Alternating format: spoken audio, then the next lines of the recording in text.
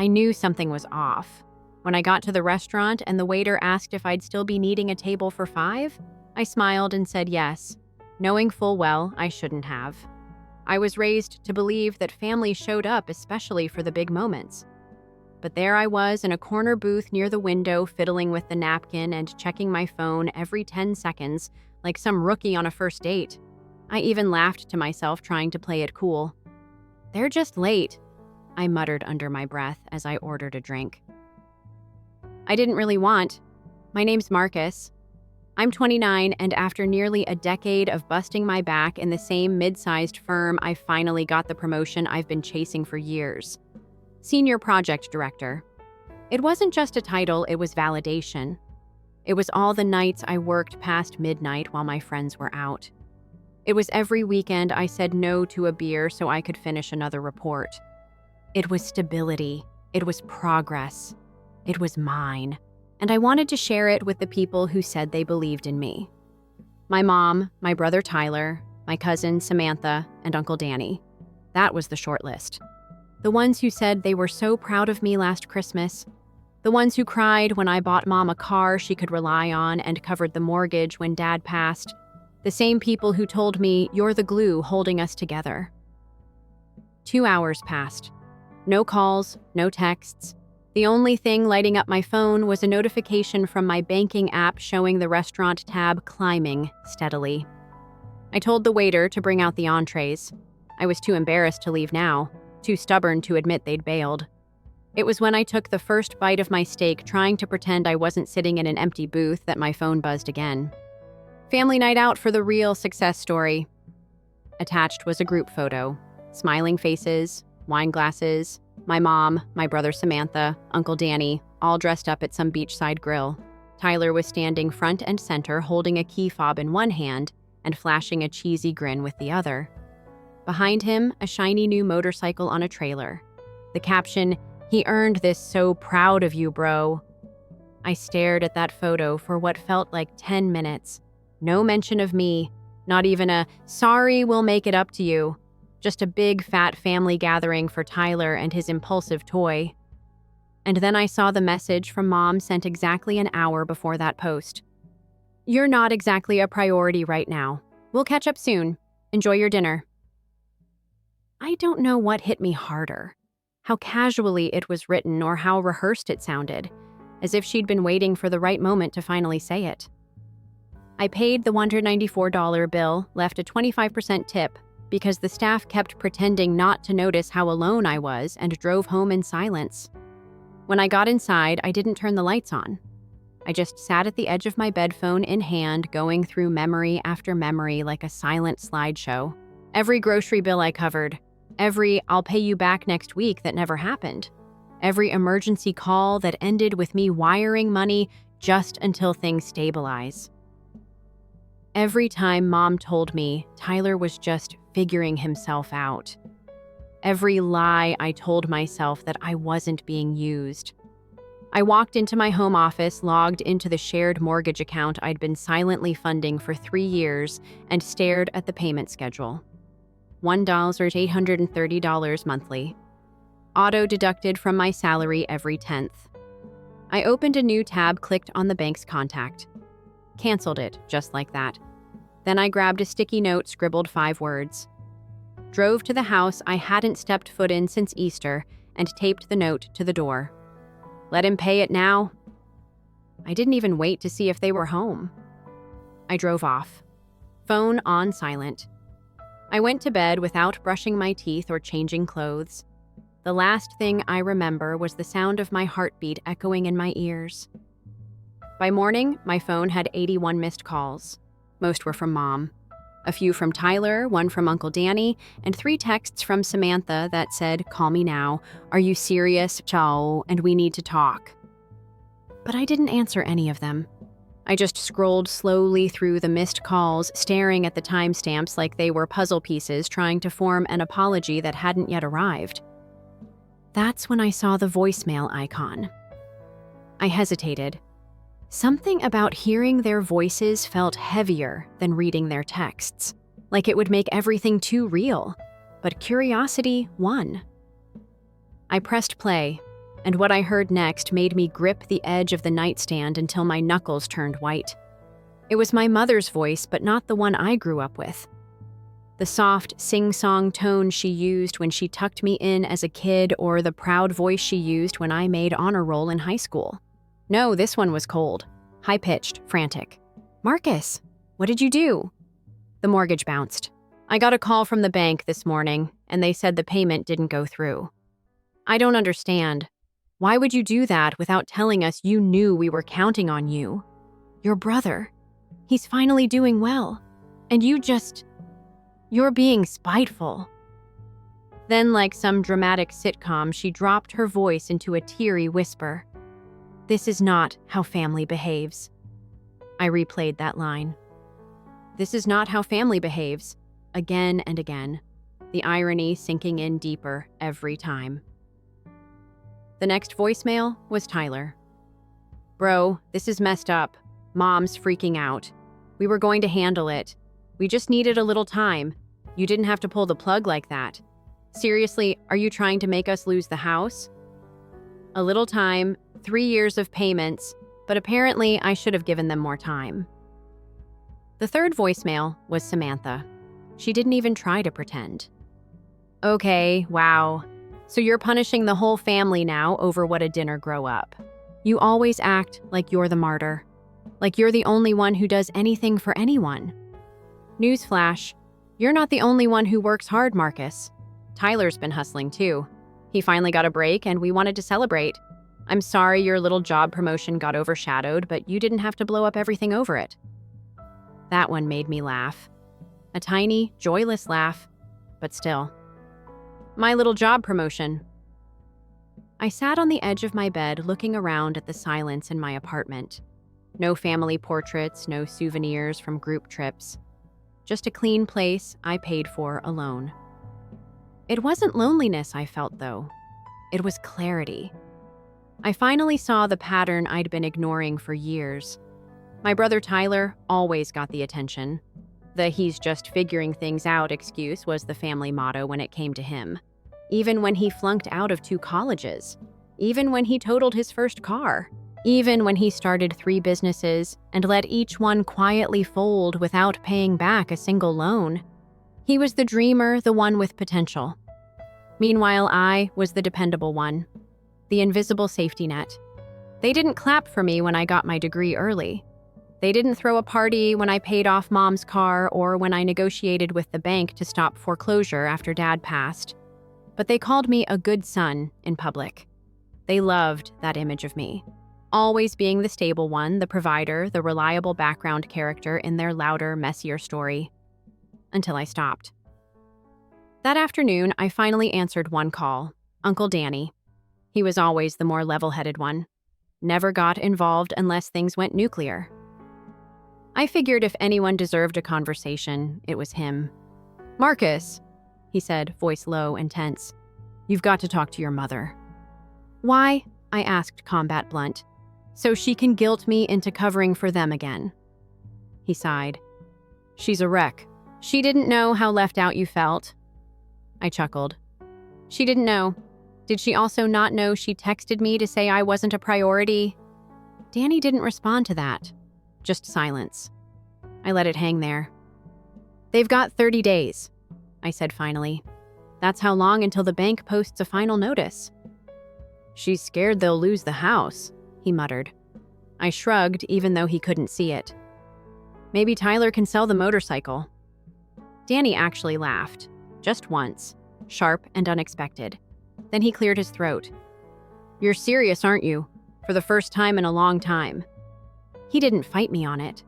I think in some twisted way he understood. Maybe he'd seen this imbalance too, but didn't say anything. Maybe he'd been me once, just further down the road. Later that night, I got a long message from Mom. She called it a misunderstanding. She said she didn't mean for the dinner to turn into a competition. She tried to soften the language. Even included an "I'm proud of you" buried somewhere in paragraph 5. But then she ended with, "Don't let this one mistake ruin everything we've built as a family." One mistake. It was then I realized we'd been building 2 very different things. I'd been building trust, responsibility, structure. They'd been building convenience, a system that worked as long as I didn't question it. The moment I pulled back, it cracked. The next morning, I checked the shared account. No payments had been made. No one had even tried. They were waiting for me to cave, to be the bigger person. That was always the script. I closed the account entirely. By that afternoon, Samantha showed up at my apartment uninvited. She knocked hard, and when I opened the door, she marched right past me like she owned the place. "We need to talk," she said, arms crossed. I stayed by the door. "About what? About this little tantrum you're throwing. You're hurting Mom." I stared at her. Hurting her? She texted me mid-dinner to tell me I wasn't a priority, while celebrating Tyler, the guy who hasn't paid for a meal in years. "He bought a motorcycle," she shouted. "He's doing something for himself. That's not a crime." "No," I said slowly, but pretending like that's some grand achievement while dismissing everything I've done for the family. "That's the problem." She glared at me sharp. "You always act like you're the victim." "No, I'm done being the sucker," she scoffed. "They're your family." "They were," I said quietly. "Now they're just people I used to pay for." That was when the shouting outside began. Tyler in the parking lot, pacing next to Mom's car. I watched him through the window, rubbing his hands through his hair, yelling into his phone. I didn't need to hear the words. I could guess. Everyone was panicking, and I didn't move because for once I wasn't going to be the one who cleaned it all up. Samantha didn't leave right away. She stood there staring at me like she was trying to find the old version of me. The one who would have apologized by now, maybe even offered to transfer a partial payment just to ease the tension. I waited, arms crossed, saying nothing. She must have realized I wasn't bluffing because eventually she turned without a word and walked out. No slam of the door, no dramatic final remark, just silence. It was a strange kind of calm after she left. Not peace exactly. More like stillness after a long storm where you're not sure if the skies have cleared or if another wave is coming. I made coffee. I sat on my balcony. I watched the same neighbors walk their same dogs in their same routines. But my world had shifted. That afternoon, I got a text from my old friend Jake. He'd been my roommate back in college, knew my family dynamic better than most, though he'd only ever seen the tip of the iceberg. "Dude, you okay? Your mom just called. My mom said you're having a breakdown." I stared at it for a moment, then sent a short reply. "Nah, just finally woke up." He didn't push further, just sent back a thumbs up emoji and "proud of you, man." That hit harder than I expected. Around 6 p.m., my phone buzzed again, this time a FaceTime request from Mom. I didn't answer. A few minutes later, a long wall of text came through. She started soft, tried the warm, guilt-tinged maternal tone. "Marcus, sweetheart, please don't let this spiral any further.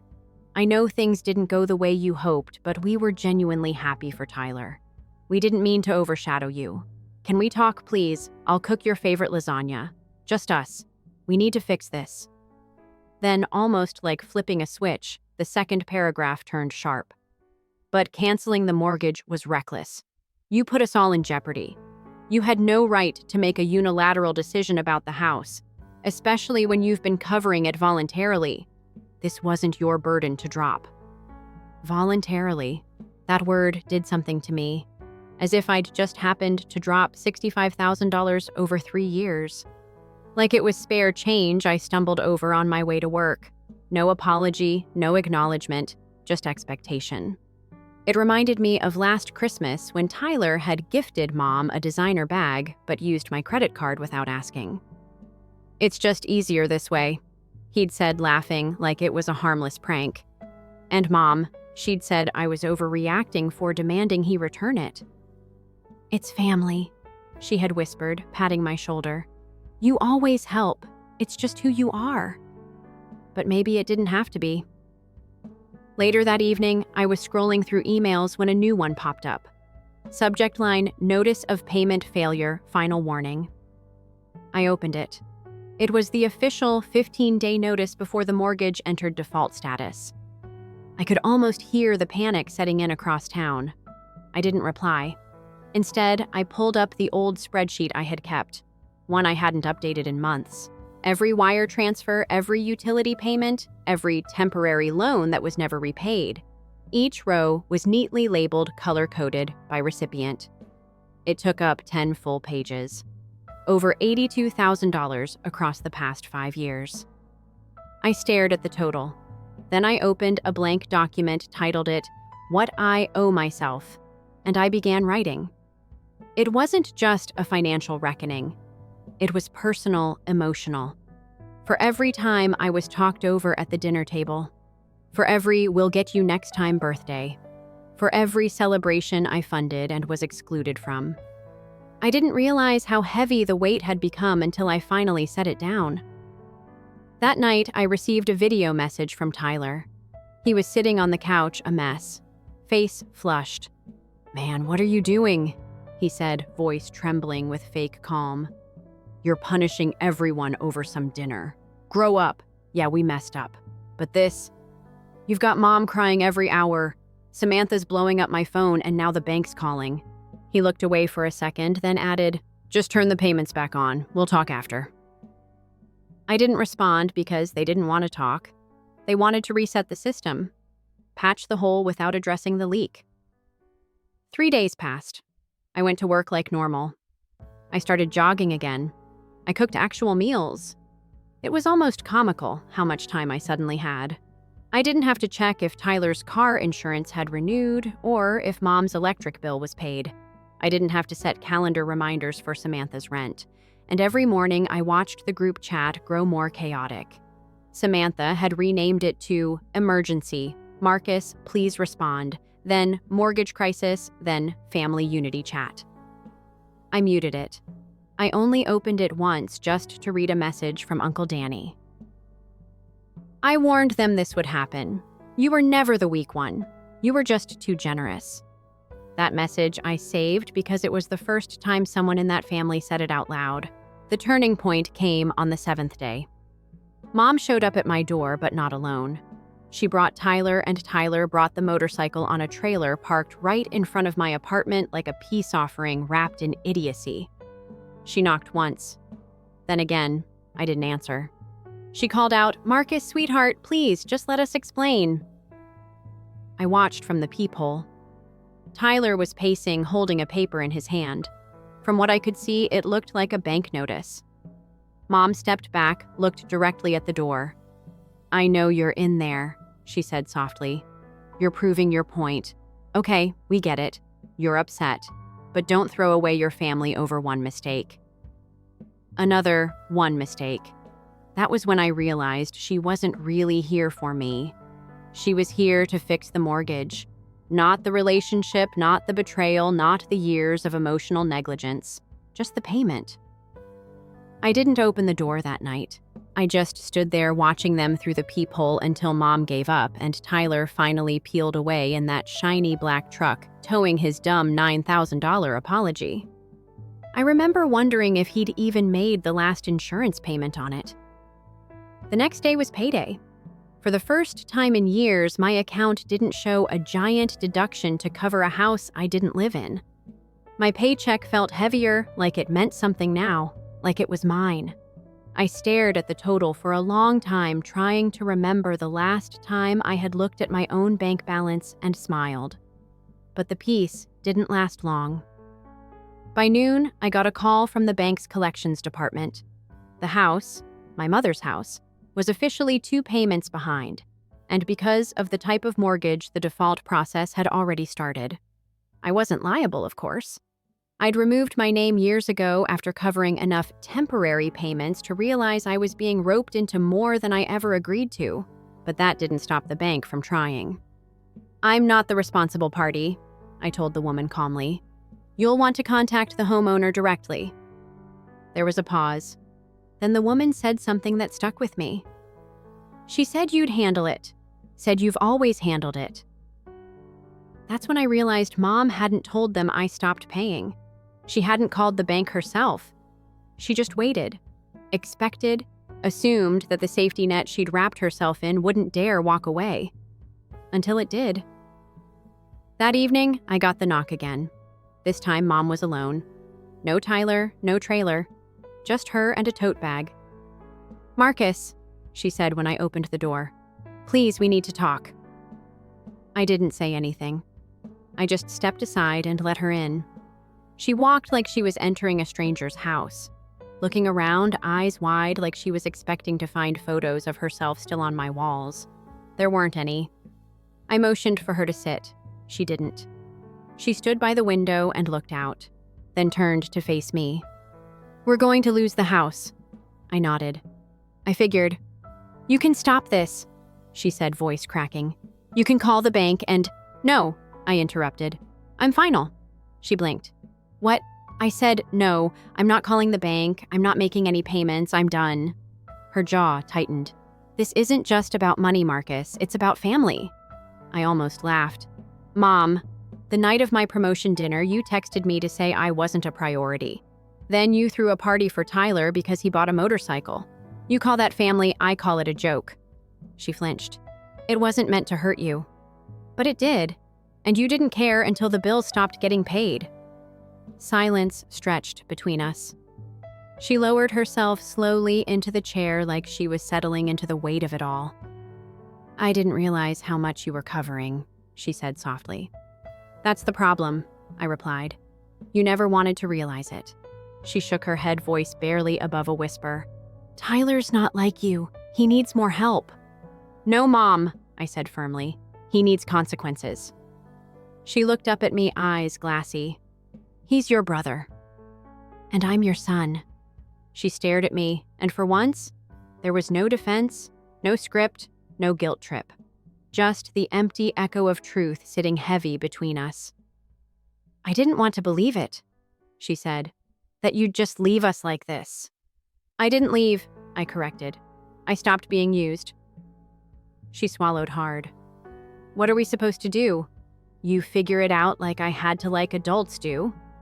She blinked, then looked away, and for a moment I saw her. Not as the mom who raised me, but as a person. Flawed, scared, and entirely unequipped to deal with the reality she'd built. When she stood to leave, she didn't hug me. She didn't cry. She didn't yell. She just gathered her bag and paused at the door. "Is this really the end?" she asked. I thought about it. About birthdays I spent alone, about covering holidays. Tuition, medical bills, about every time I was asked to make room for someone else when no one made space for me. "It's the end of me pretending this was love," I said quietly. She nodded. Didn't argue, just opened the door and stepped out. And that should have been the end. But it wasn't. Because 10 days later, Tyler showed up. Not at my door. At my work. I was mid-meeting when my phone buzzed with a text from the receptionist. "There's a man in the lobby asking for you. Says it's urgent." Tyler. My stomach dropped. I excused myself and headed down. There he was, sitting in a chair, tapping his foot, wearing sunglasses indoors like some kind of failed celebrity. When he saw me, he stood. "Hey, we need to talk." "Not here," I said. "Yeah, well, you've been dodging everyone. Figured I'd come to you." I led him outside. We stood under a tree near the parking lot. He wasted no time. "We lost the house," he said. I stayed quiet. "They gave Mom 30 days to vacate. Samantha's trying to help, but she can't do much. Uncle Danny's ticked, says we should have seen it coming." I nodded once. "Why'd you do it, man?" he asked. "You got your little promotion. You were fine."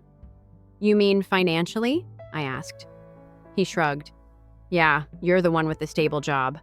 And that meant I had to carry everyone else." He looked at me like I was speaking a different language.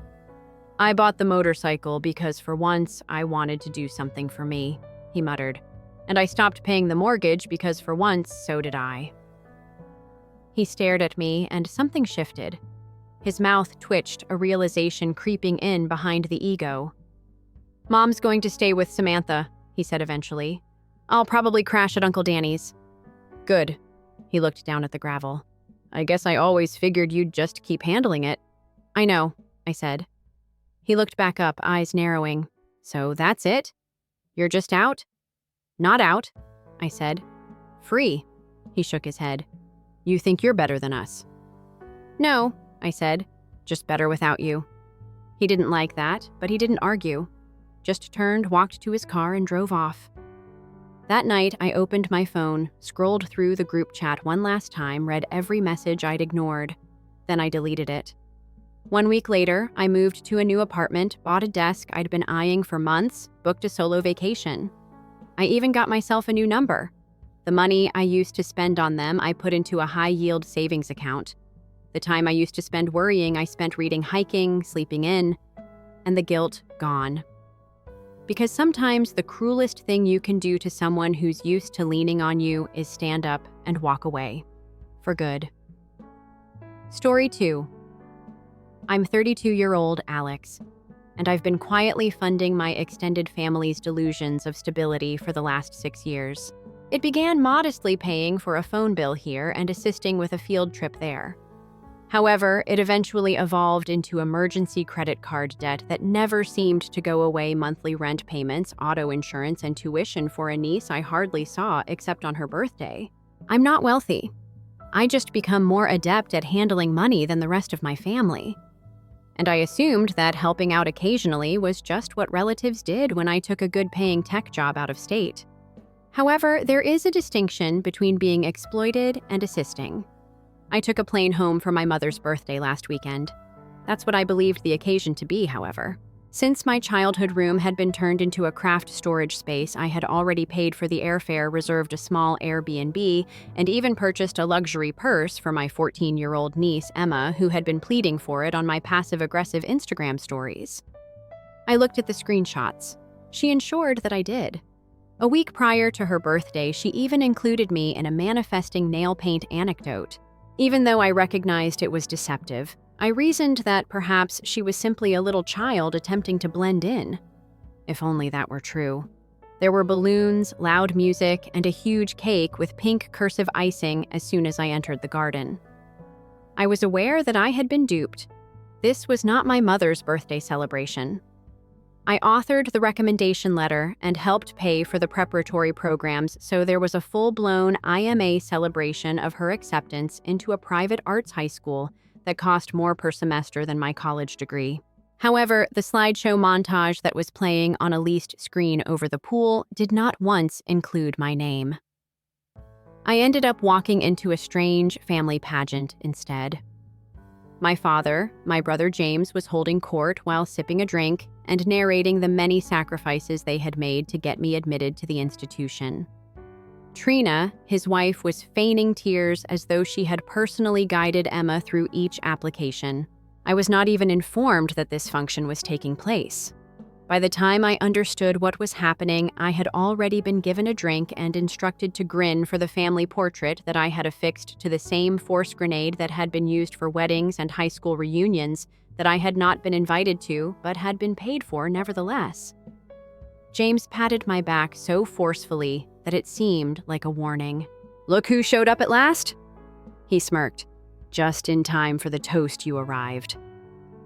Emma strolled over with the pocketbook hanging from her wrist, looking like an influencer on her way to Coachella, as if it were radioactive. In front of half the family and a few odd neighbors, she gave me a thorough examination before saying this. "The only reason you're invited is because you cover all the costs." A few chuckled. Sam looked aside clumsily. "Well, he knows his role right, Alex," James said with a laugh. And at that same moment, something inside of me went absolutely motionless. I waited until my hand stopped trembling, sipped my drink, watched the condensation slide down the glass, and didn't grimace or grin. The remainder of the evening was a haze of hollow praises, phony hugs, and clinking glasses. Nobody inquired about my whereabouts or even how I was doing at work. I unintentionally sponsored a production in which I played a supporting role. As the dancing started and the music grew louder, I slipped inside past the gift-filled dining room and picked up my laptop off my back. Unnoticed, I sat in the living room corner and typed rapidly while remaining concentrated and not furious. After signing into my banking app, I began to flick switches. I terminated the pre-authorized tuition payments for Emma's school and stopped all of Netflix's automatic transfers to their cell phone carrier from the joint account I had created to assist James with short-term auto payments. I shut them off one by one. I politely emailed the property management I had been paying the rent to their utilities provider and even Emma's subscription box service, which she used to purchase her expensive beauty kits. Canceled, canceled, canceled. Then I reached into my luggage and took out an airline envelope. A folded piece of paper that I printed weeks ago was slipped in. A detailed record of all the payments I had made to them over the previous 5 years. Listed. I wrote a letter in my neatest handwriting at the bottom. Alex, this is over today. The celebration was still going strong when I left the room after slipping the package onto the kitchen table. I fled without anybody noticing. After witnessing my phone vibrate 47 times in less than 10 minutes, I shut it off the next morning. James's mother, Trina, Emma, too. Not a single mail was opened by me. I had already boarded my trip home when they discovered the mail. The voicemail became unpleasant at that point. James left the first voicemail. When he believed he was being diplomatic, he employed a tone that was harsh but controlled. Alex, hello. Have you received your brief note? Don't you think that's a bit dramatic? Man, you could have just spoken to me if you were worried. Avoid creating a commotion. Give me a call back. Okay. Another this time from Trina arrived 5 minutes later. Halfway through, her voice cracked as if she had just finished crying or was getting ready to speak to Alex. Why you do something like this is beyond me. Emma is devastated. Are you aware of the impact this type of disturbance has on her emotional stability? We had faith in you. You claimed to be family. The tone changed by midday. James, once more, shouting this time. After everything we've created, do you really think you can just leave after all of our preparations? In 2 weeks, Emma will begin her schooling. Alex, 2 weeks. And you decided to have a breakdown right now. They became less about me and more like desperate pitches to an investor they thought was bluffing message after message. No, I wasn't. I informed HR, switched off my phone, and set up a new work number. Without question, I required a few days of mental health leave. In any case, it had been 4 years since my last vacation. My family never paid any attention. The peace that settles is odd. Additionally, I wasn't checking my balance every few hours to make sure there was enough to cover someone else's mess when you finally stopped watering a dead plant for the first time in years. I wasn't postponing dentist appointments or skipping vacations to make sure Emma had a new phone every September, or that James could keep pretending his freelance photography passion was more than just an excuse to avoid real work. But the silence didn't last long. 2 days after I got back, my mom called. I didn't answer, of course, but the voicemail she left. Alex, sweetheart, I think there's been a misunderstanding. Your brother's under a lot of stress. Emma's going through a critical developmental stage, and you know how sensitive she is. We just need to sit down, all of us, and talk like a family. Don't punish everyone over one comment. You're better than that. You're better than that. That line stuck with me more than I expected. Not because I believed it, but because I realized she didn't mean better than that morally. She meant better than retaliating, better than fighting back, better than asking for respect. And the real kicker, not once, not a single time, did she inquire how I was doing. A week passed then too. My inbox pinged with overdue reminders addressed to James. My bank verified that the lease co-signed in my name had now been designated for default. Emma's school attempted contacting me with polite reminders that the autumn tuition was late. I paid them all no attention. They'd find someone else or they wouldn't. Either way, it wasn't my concern anymore. But then came the message that converted everything from noise to wrath. An email from Emma. Subject line, whoa, rude. No salutations. There is no punctuation. Also no whole phrases, just, you promised to be present at all times. That must have been a lie. Similar to everything else. Do not be concerned. We will work things out. Because it's obvious that you believe you are superior to everyone. blocked. I was momentarily surprised as I gazed at the screen. It was so incredibly ungrateful, not because I was offended. No heartache, no rage. Teenage hatred mixed with petty entitlement. Written from a phone I purchased at a home I paid for following an unplanned party that I sponsored. I wanted to chuckle. I nearly did. Rather, I signed into one last account, an old shared cloud drive that I had created for the family to store papers and pictures. After changing the password and email recovery, I left a scanned PDF file called "You're Welcome" in the folder. I had all of my receipts from the previous 6 years, which totaled almost $112,000 in support of rent, utilities, school fees, plane tickets, mobile phones, shopping carts, Christmas presents, and emergency bailouts. A straightforward notice in bolded, clear English appeared at the bottom of the paper. Only when it is respected does a one-man bank remain open. I know they noticed it, but they didn't reply. A knock on my flat door came a few days later. James learned about my residence via our cousin who had paid me a visit even though I had kept it a secret. He was standing there with a crumpled letter in his hand, and I observed through the peephole without opening the door. He did not knock once more. After leaving the mail on my doormat, he just turned to go. I picked it up once. I was certain he had left. A handwritten message was within. Angry, hurried, and jagged. Remember who created you. Remember the person who came before you. You can't simply abandon your family. You'll return with a stutter. You always do. No signature. That's all. I changed the lock on my door, packed a tiny duffel bag, and made an appointment with a lawyer that evening to get my name taken off of everything that was still associated with them. However, it wasn't until I received another call. I realized the tempest was truly beginning at Emma's school, not from James or my mother. They had stopped requesting money. Emma had been reclusive, they told me. It wasn't a simple delay in tuition, it had sprung back. A few hours later, I received a call from an unfamiliar number. Alex. I'm sure this is Principal Hayward, the trembling voice said. Emma designated you as her emergency guardian. We have not received a response from her parents. I believe you should be aware of what transpired. With my coffee still on the counter, I stood still in my kitchen. My heart is racing. I couldn't quite name the emotion, but it wasn't terror. I said, I'm listening. The connection paused for a moment, the type that lasts just long enough for your heartbeat to quicken. In an attempt to ease any anxiety she might be experiencing, Principal Hayward gently cleared her throat.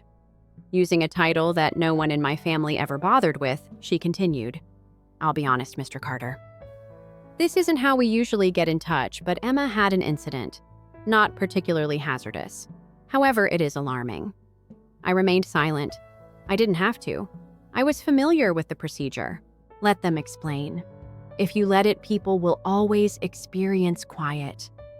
At school, she had somewhat of a breakdown. She paced the counselor's office while sobbing and uttering phrases like, he left us, and he doesn't care anymore.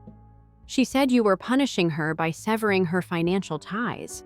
Then she began to destroy her sketchbooks. Said that if she stopped attending the school, it made no difference. I started to feel hollow in my chest. Anomic, not guilty.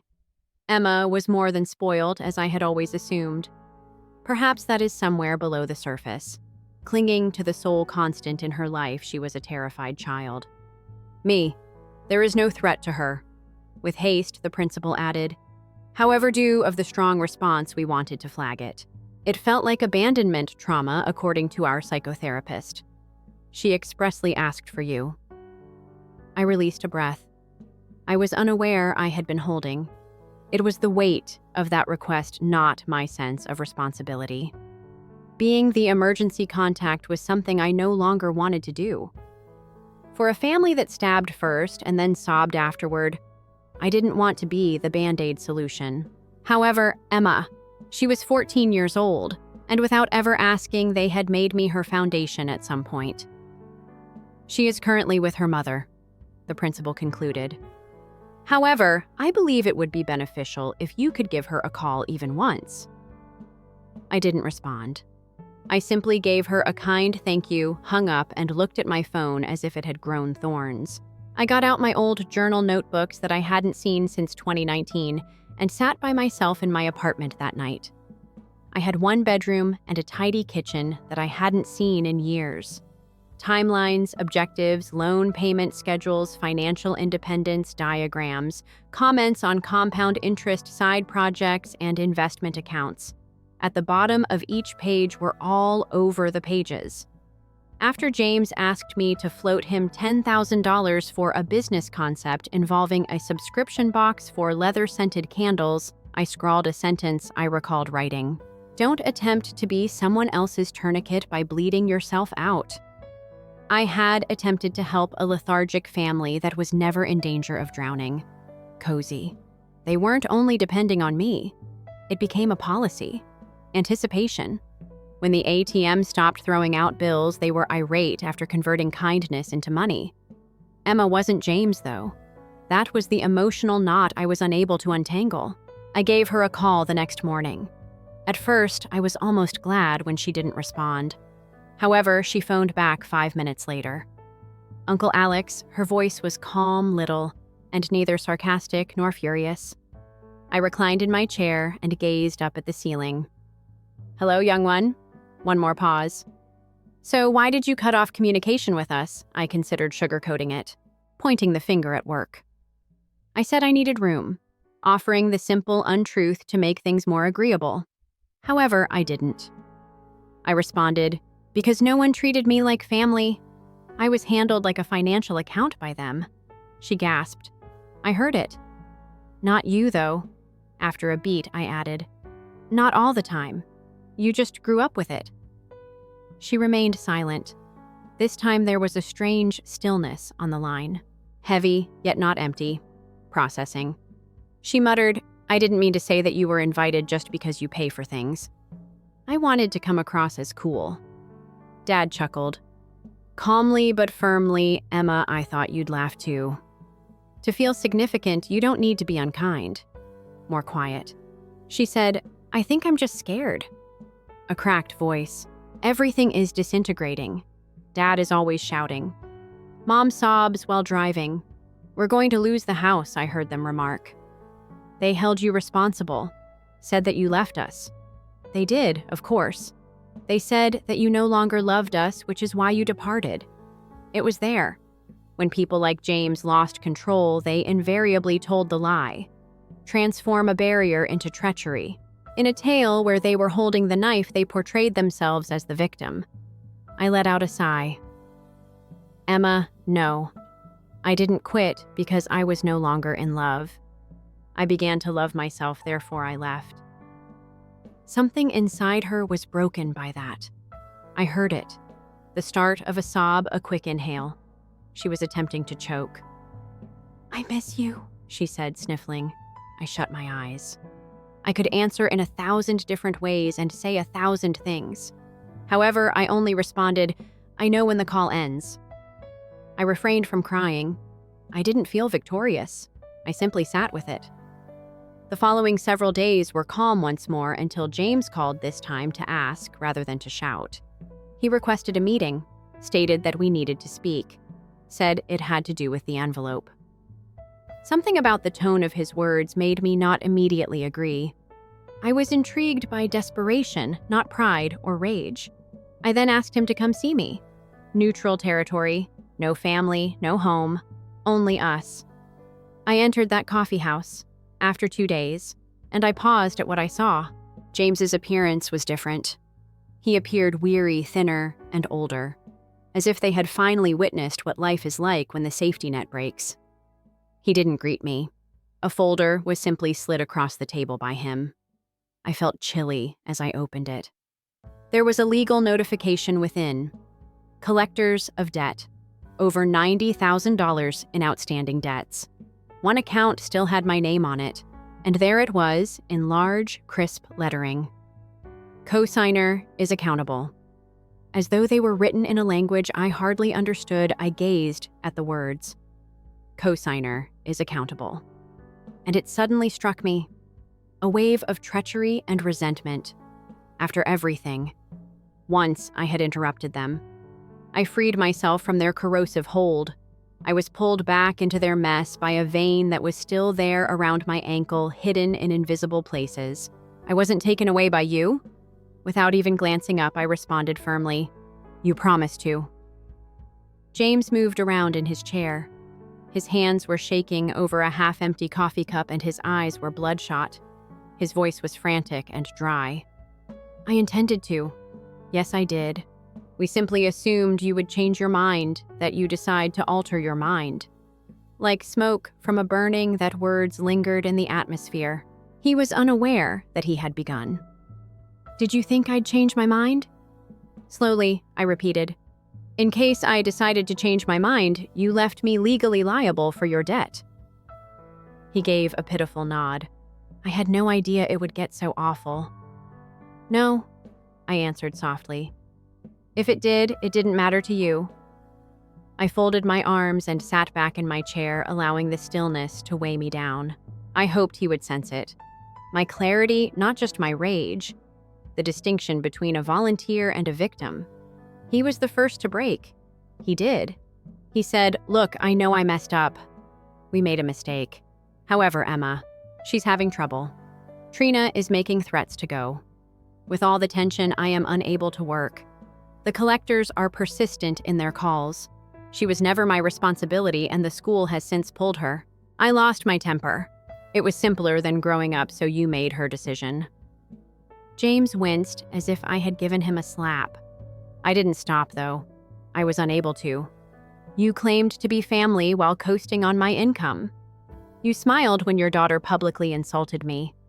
Our mother was too engrossed in the journey to say anything, as you witnessed. You never considered me a brother. Your dinner ticket was me." He said, "I didn't know you hated us this much." "I don't," I said icily. "I would never have been able to help in the first place if I had. However, I've discovered that unbridled love is simply self-destruction." He was far too silent. Then he said something so ridiculous that I almost burst out laughing. "This might be fixed by you." I blinked. "Calling the collectors is an option. Make the bare minimal payments." My jaw had stiffened by now. "I simply told you, James." "No." His voice cracked as he interrupted. "Just listen to me out. You can afford it. You handle money well. You stated it yourself. You adore him. Don't hold her accountable for her errors. He believed he was doing honorably. He believed this to be the last Hail Mary. A plea for my kindness. They thought it was an inexhaustible well, so they emptied it dry." I didn't raise my voice, though. I didn't leave all at once. I just took out a tiny folder from my rucksack and slid it across the table. "What is this?" he inquired.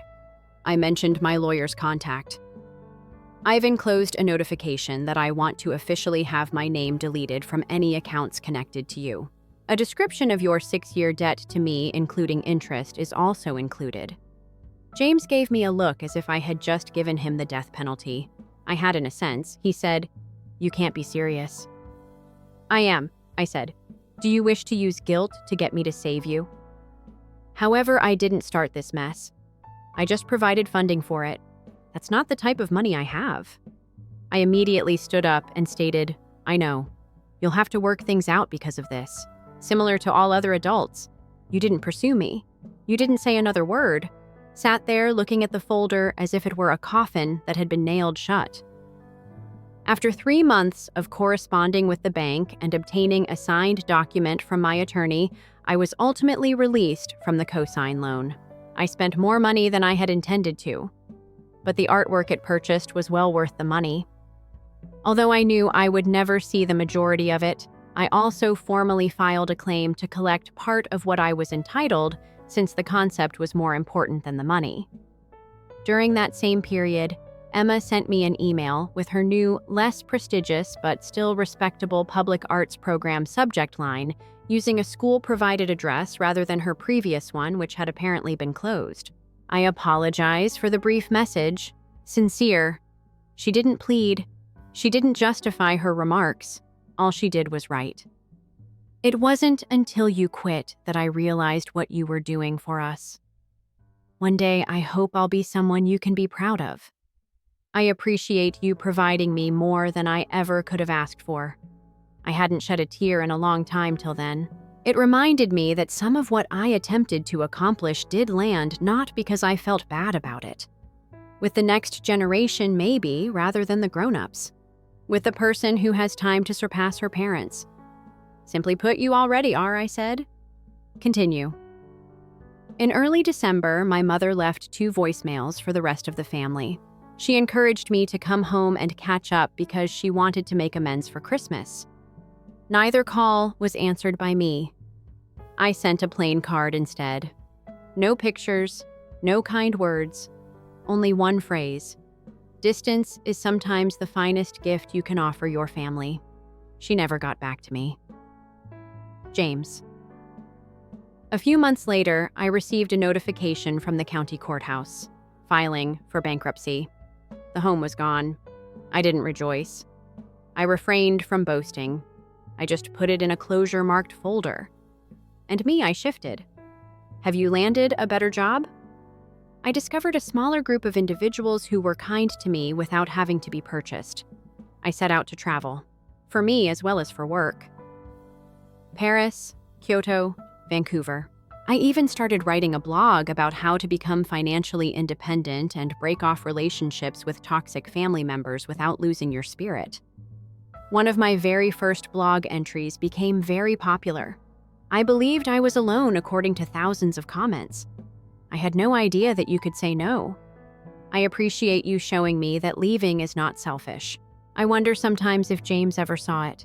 Since my retaliation wasn't loud in the end, I hope he did. It wasn't mean. It wasn't about destroying their life or setting fire to their home. This was the subject.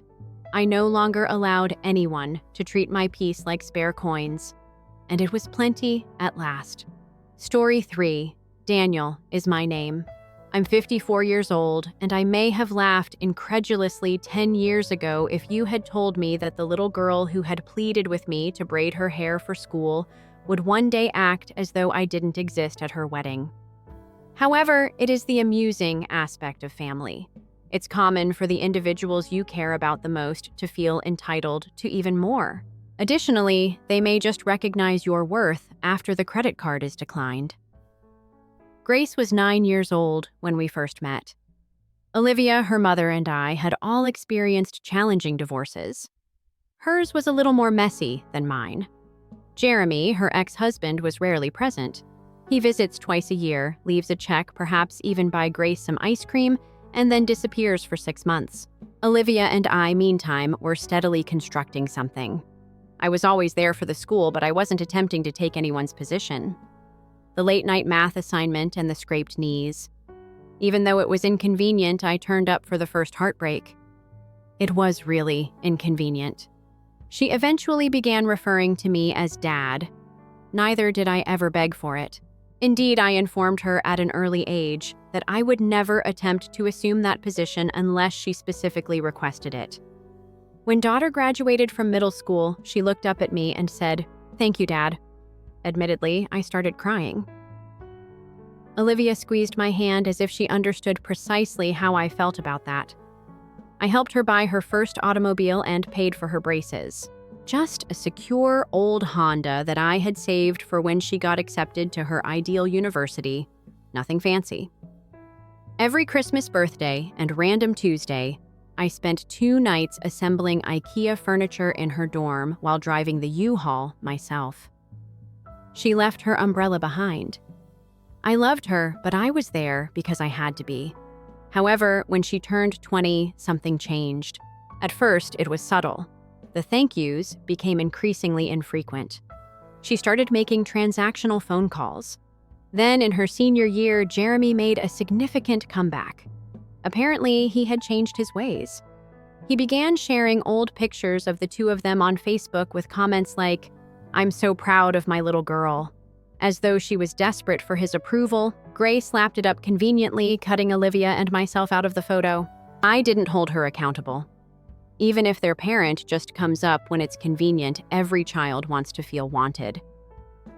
Nevertheless, I felt as though I had been the stand-in instructor the entire time.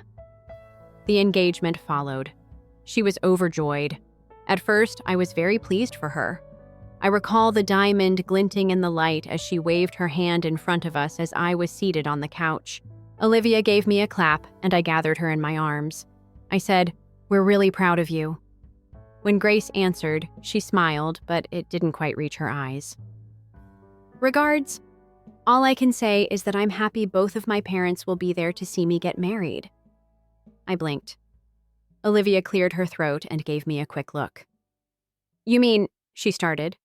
However, Grace interrupted her. She answered, "Of course I mean Dad," referring to Jeremy rather than the guy who had taught her how to ride a bike or who had stayed up with her during her sickness. Not me. Back then I dismissed it. I told myself it was only a phase, perhaps a moment of feeling. She was attempting to establish a bridge by getting back in touch with her roots. That I could accept. For it I could even move aside. However, the evidence continued to mount. Once more, she began calling Jeremy Dad solely. And to me, Daniel, whenever we were in public. She changed her social media biographies back to her real surname after removing my last name, which had previously been Grace Thompson. I politely volunteered to help pay for the wedding, but she didn't invite me to speak. After nodding and grinning, she asked if I could pay the $12,000 down payment for the vineyard deposit. Reimbursement is not mentioned. Thank you, but no. I just thought I'd take care of it. I did it because I knew Olivia couldn't stand to see her daughter's special day go awry, not because I wanted to please her. I promised myself that I was doing this out of love and for the family, and that I wouldn't take it personally. However, as the months went by, I began to feel less like a father figure and more like an ATM with legs. Olivia also took note. She made an effort to gently and thoroughly discuss it with Grace. However, Grace would silence her, claiming that she was attempting to blame me for wanting my biological father to be in my life. I didn't realize how much that word hurt. I overheard a talk that I shouldn't have overheard the week before the wedding. I had heard Olivia and Grace conversing in the kitchen when I stopped in the hallway after arriving home early from work. These covered about everything. Olivia said softly, yet firmly, "Grace, you cannot just act as though he doesn't exist. Jeremy was never as much of a parent to you as he has been." Grace laughed. "He can choose to do that. Nobody made him. Did you once refer to him as Dad?" Olivia pushed. She snapped, "That was before I had a real one again." Before they realized I was there, I went back out the door. I said nothing at all. I continued to drive till the gaslight illuminated. On the day of the wedding, I dressed in my finest suit. Before I got the knot just perfect, I had to tie my tie 3 times. I arrived early, assisted with chair setup, interacted with the caterers, and ensured the sound system was operational. When I walked by Grace, she hardly recognized me. When Jeremy finally arrived, he was wearing a room-clearing amount of cologne. Like a soldier coming home from battle, she screamed and gave him a hug. During the ceremony, I watched everything from a distance, feeling like an extra in a film that I had paid for but couldn't be the star of. When the officiant asked who was escorting Olivia down the aisle, I sat silently behind her. With a smile, Grace put her arm around Jeremy's. "Don't bring me up. Not even a look." It was not well received. Jeremy was in the father-daughter dance. He complimented her mother and her amazing new in-laws in his speech. And my amazing father Jeremy, who reappeared in my life at the perfect time. My name was never mentioned by her, not once. I didn't cause any trouble. I stayed. When someone glanced in my direction, I grinned. I toasted and shook hands. During the dances, the pair applauded, but something was going wrong on the inside. A gradual, silent burn, following the cutting of the cake and the departure of the majority of guests. Grace came up to me as I was gathering my jacket near the rear table. She appeared dazzling and self-satisfied, the type of fatigue that follows a full day of celebration. She gave me a piece of folded paper. As if we were simply paying a bill after lunch, she remarked with a smile, "The final balance. I assumed you would want to finish it before our flight tomorrow." My jaw tightened when I unfolded the paper and saw the number. I gave her a glance. She grinned, anticipating that I would nod and get my money. As usual, I didn't. Without saying a word, I turned and went straight past her down the stairs into the parking lot and into the night. That night, I didn't get any sleep. Not because I was upset, it would have been simpler. I wasn't even offended. Something colder was exactly what I felt like if a door had silently closed somewhere deep inside me, and I had neither the will nor the energy to ever open it again. For hours, I gazed at the ceiling, seeing how the shadows changed as the headlights went by outside my bedroom window. Olivia was obviously agitated and sensed that something had changed when she arrived home late. I softly informed her when she attempted to speak to me. Not this evening. I knew what was coming, but I wasn't prepared to say it aloud. My phone was buzzing incessantly the next morning. Missed calls and texts from Grace, Olivia, and even Jeremy, which shocked me because he had hardly recognized me at all throughout the weekend. I paid them all no attention. I sat in my home office, instead brewed coffee, and took out a big notebook called Wedding Expenses. Each invoice, wire transfer, and receipt is carefully arranged. The total came to somewhat less than $38,000. I had paid for more than 80% of the event, including the costly last-minute additions. Grace simply had to have that absurd champagne tower, a late-night taco bar, and imported centerpieces. What's the kicker? She gave me that last balance. The bill was unofficial. The total was only scrawled. She wrote everything down herself, even the line items that I had previously paid. She essentially double-billed me because she believed I would be too emotional or lacking in courage to confront her about it. That Sunday, I spent the day disputing everything with the venue and all of the vendors I had paid directly. I sent the emails, receipts, and evidence of payment. I opened up a joint account with Olivia to allow her to make last-minute purchases before the wedding, and I froze the remaining amount of the wedding cash there. I also sent a brief message to Grace. Going future, I will no longer be liable for any portion of your wedding expenses. You and your biological father are responsible for any unpaid debt. Kindly use your mother for any future correspondence. I hope your new life is filled with success. I didn't sign it at all. Simply press send and switch off my phone. Olivia and I had the talk that evening. An actual one. Stop tiptoeing. She was devastated. It's about us, not simply about Grace, about the way it had all transpired. She acknowledged that she had observed a change in Grace's conduct, but she hoped it was due to stress or anxiety. She remarked, "I thought she'd come around. I assumed she would notice everything you had done for her." Silently, I said, "She simply didn't give a damn." Olivia remained silent. The days that followed were hectic.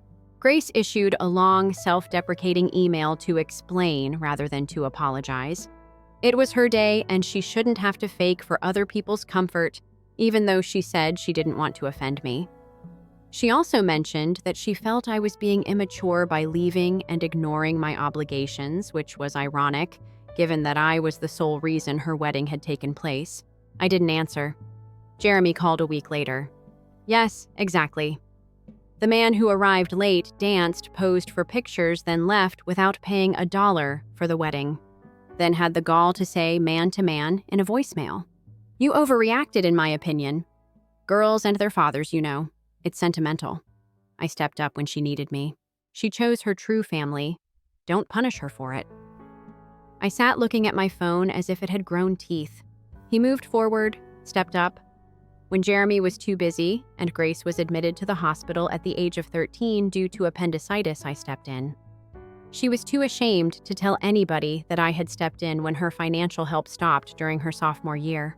For 10 years, I had stepped up every day without ever requesting recognition. However, after purchasing a watch for her and standing next to her in a tux, Jeremy unexpectedly won Father of the Year. At that point, I made the decision that I would not simply go. I was going to express my disapproval of being used. I instructed the accountant who managed my personal funds to start closing the joint account over the phone. My will was revised. Grace was removed from the beneficiary list. I gave a substantial sum to a scholarship fund for foster children who, in contrast to Grace, genuinely required assistance. I then sent Olivia one last letter. Not furious, not spiteful. Simply said, "It's final."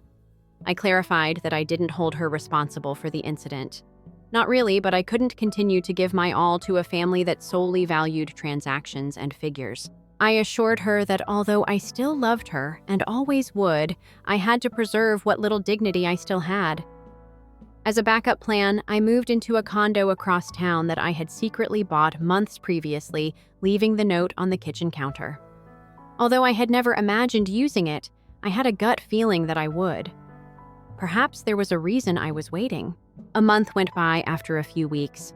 Olivia made many attempts to get in touch. Grace didn't. According to a mutual acquaintance, she and Jeremy attempted, but were unsuccessful, to obtain a personal loan to pay for the remaining wedding expenses. It seems that they were taken aback by the affluent stepfather's unexpected transformation into a ghost. Olivia then sent me a message one afternoon when I was at work. She is present. She desires to speak. Please. She's in tears. I took a while to respond. I recalled all of the smiles I had given that girl while I sat at my desk and stared at the message. I believed that every little moment of parenting had significance. Each and every dime. Every night when you can't sleep. Everybody looks proudly at graduation. Everyone muttered, "Do not be concerned. I've got you." After that, I got up, packed my briefcase, and took my car home. Grace was seated on the couch in the living room as I entered. Eyes, red hands clenched. When she spotted me, she got up. "Daniel," she said. However, I held out a hand. Everything changed as a result of what I said next and how she responded. She opened her mouth once again, but I remained silent, composed, and in charge. After passing her and placing my briefcase on the table as if I had just returned from a typical workday, I turned to face her. "Have you actually met them?" With something firmer, not with fury. Something definitive. As I said before, you urged me to attend the father-daughter breakfast at your school when you were 13 because you didn't want to sit by yourself. You mentioned that it had been 6 months since Jeremy last texted. I brought your favorite muffins, took the morning off, and wore that terrible blue tie you liked. You told everyone I was your father while holding my arm. Grace blinked. Tight lips squeezed together. Shame or humiliation caused her cheeks to flush. I was unable to tell. "Do you recall that quietly?" she asked. "I recall every detail." Grace, as I wasn't keeping score and was present for everything. Not back then, but it seems like someone was. She twisted her fingers while glancing down at her hands. "I made a mistake," she remarked. "I am certain that I did. I think I was attempting to reconcile the situation. Jeremy want greater involvement. I had no idea that would cause you such pain." I cocked my head. "Didn't care or didn't think." She winced. "It's unfair." "What is unfair?" I said quietly but firmly, "that you forced me to pay for a table place. I never received a formal invitation. Time and again you passed me and I told myself to forget about it. I endured every insult, omission, and erasure of 10 years of my life while I sat there. I still had to pay for the napkins, though." She was surprised by that final sentence. Perplexed, she glanced up at the napkins. Personalized, monogrammed serviettes. I remarked, nearly giggling at the ridiculousness. "The linen costs $72. Using your new last name, the one I don't belong to." "Keep quiet. This is not how I intended it to be," she whispered. I became enamored with the prospect of seeing my biological father at last. "I assumed you assumed I would simply accept it. I cut you off, but now milder. As usual." Then with red eyes, Olivia left the hallway. She must have been paying attention. Grace turned to her like a lifeline, but she remained silent. "Tell him, Mom." Olivia, however, simply shook her head slowly. "No, Grace, not now." Perhaps for the first time, Grace realized that feeling and remorse would not save her as she glanced between us. She had no idea how to keep herself stable because the earth underneath her was moving. "I didn't think you would simply vanish," she continued, her voice breaking. "I didn't vanish," I said. "I simply stopped being present." for those who consider myself to be a tool. At your wedding, you made a decision. I'm currently creating one." Her eyes were filled with tears, but I felt nothing rise in reaction. Not sympathy, not contentment, nothing except silence. She said I come to apologize, to make things better. "No, you came to prevent the repercussions," I responded. "It's not the same thing." She deflated abruptly and sat down.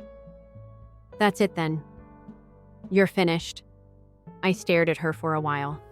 I said, "I don't know. However, I am aware that after such a period of quiet forgiveness cannot be asked. You have to earn it, and I'm not able to distribute that."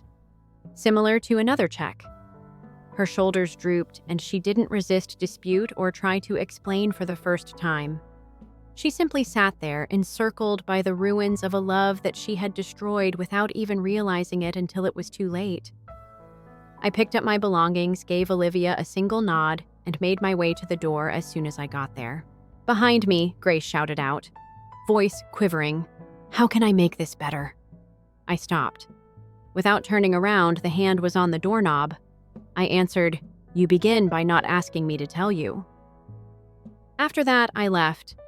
I didn't travel too far, only a short walk around the block to catch my breath and decompress. I felt certain that I was done being taken advantage of, even if I wasn't sure if it would last forever. And what took place over the next few days? That's when the real deal came. I couldn't get my phone to work the next morning. No missed calls, no messages, and no excuses. Just a weird silence I hadn't experienced in years and an empty inbox. And I checked in spite of everything. I needed to know if she would actually let this go without a struggle, not because I thought she would change her mind. She did. For 3 days, nothing was present. Olivia sent a straightforward SMS once. I really apologize for not responding. I didn't feel upset with her. I needed room, but not really. I've been the cornerstone upon which everyone has constructed their life for years, and the fissures were visible now that I had moved away. I had had enough of playing the dependable supporting role. I wanted to know if anyone could recall who had been in possession of the camera the entire time. My office door was knocked on the 4th day. The condo, no. My real workplace where I conducted my consulting work. With a slightly nervous tone, my assistant buzzed in. "A young woman here introduces herself as Grace. There's no appointment for her." I stopped. Initially, I wanted to urge her to send Grace away, but I was intrigued by my assistant's pronunciation of her name. Perhaps exhausted or anxious. Bring her in. I said. Grace entered. Not with the haughtiness she formerly possessed. Slowly, like perfume. Like a person entering a medical room or a church. She wore little makeup and had her hair pulled back. No arrogant smile, no fancy handbag. It was only her and a little folder she was carrying. Without a word, she sat across from me and opened the folder. A number of bank statements, payment breakdowns, receipts, and a typewritten letter with the subject, "Wedding Expense Reconciliation Report," were all contained therein. She moved it to me across the table. She said, "I went through everything. Every transfer, every seller, each line item. I made calls to the caterer, the venue, and even the florist. I listed the amount you paid and the amount I owe you. I divided it up into a 3-year payback plan and added interest. I'll sign it if you accept the conditions." I blinked. She wasn't in tears. She wasn't pleading. She was simply doing the one unexpected thing sitting there, accepting responsibility. "I hated it," she continued, "but I got your message. I initially believed that you were being petty and too theatrical, but then I gave it some thought. From your perspective, not mine. I recalled the day you returned from a business trip after a 6-hour drive. Because I needed assistance editing my college essay, and I forgot it was due. To get to a conference in another state, you departed at 5 o'clock after sitting with me until 2 in the morning. You didn't even mention it once again. You just succeeded." As she gazed down at her hands, I remembered my 16th birthday celebration. The one where Jeremy promised to show up, but never did. You presented it to me as if it were no big deal after driving across town in search of the final volume of that beloved book series that was out of print. I also gave you a hug. I didn't miss him at all at the time, so I gave you a good embrace. Although her voice wavered, she managed to steady it. I understood that I hadn't just erased you from the wedding, and the more I thought back on it, the worse I felt. Until the actual dad appeared, I removed you from my tale as if you were a stand-in. At last, she looked directly into my eyes. However, you were never a stand-in. The only one who stayed was you. I remained silent. I was unable to. I wasn't sure I trusted my voice yet, and my throat had clenched. She answered, I'm not pleading with you for forgiveness today. However, I wanted to let you know that I can now see it, everything. And I'll put everything right, not in words, over time, with action. I opened the folder. The figures were correct. It was a decent plan. She had even added a provision stating that the amount would become fully payable if she failed to make 2 consecutive payments. The money wasn't the point. It had never been. However, she was aware of that, and for that reason, this was important. I finally nodded after a long pause. Okay, I replied. Let's check your level of seriousness. She let out a breath. Not with relief, but with a more profound resolve. Perhaps 6 months have passed since then. She has since made all of her payments on schedule. Tiny at first. This is $150, they're $200, yet constant. More than that. She has arrived. Every week, she makes a call. She asked me to join her and her spouse for supper. Only the 3 of us. No forced apologies, no pompous statements, just an opportunity to speak, to chuckle, to begin anew. Olivia and I also went through our own experience. There was no reconciliation between us, not immediately. We moved away. We also spoke more openly in that room than we had in years. We are currently seeing each other once more, with caution. Slowly, as if 2 people were learning to trust one another while keeping their eyes open. Last week, Grace asked me whether I would be interested in helping her child grow up. She is expecting a child in a few months. When she asked, her voice trembled as if she thought I would say no, but I didn't. I smiled after telling her I will give it some thought. I've prepared a number of enjoyable bedtime stories. This time, she shed joyful tears. We're not flawless. Scars remain. Scars, however, are a sign of healing, remembering. And I don't feel invisible for the first time in a long time. I feel appreciated for who I was and who I am not for what I offered. And sometimes the most potent form of retaliation is that, nor the chilly farewell, nor the quiet departure, but turning into someone they can't ignore anymore. Because I didn't leave to make them feel bad in the end. I went outside to remind myself that I was still important. And now, they now also know it.